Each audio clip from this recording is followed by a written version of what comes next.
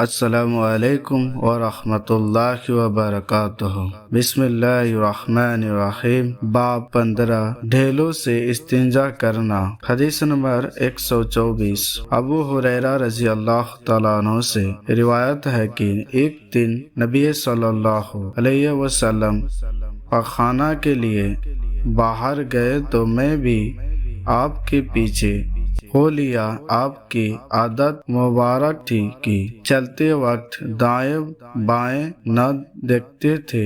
جب میں آپ کے قریب گیا تو آپ نے فرمایا کہ مجھے پتھر تلاش کر دو، میں ان سے استنجا کروں گا، یا اسی جیسا کوئی اور لفظ فرمایا، لیکن ہڈی اور گوبر نہ لانا۔ چنانچہ میں اپنے کپڑے کے کنارے میں کئی پتھر لے کر آیا اور انہیں آپ کے پاس رکھ دیا اور خود ایک طرف ہٹ گیا۔ پھر جب آپ پخانے سے فارغ ہوئے تو پتھروں سے استنجا فرمایا۔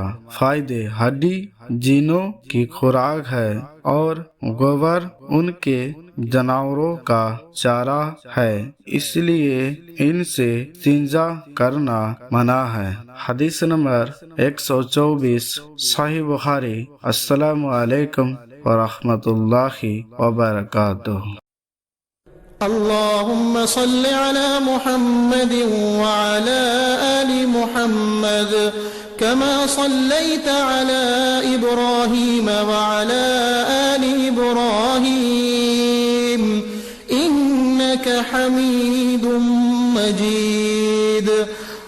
اللهم بارك على محمد وعلى آل محمد كما باركت على إبراهيم وعلى آل إبراهيم إنك حميد مجيد۔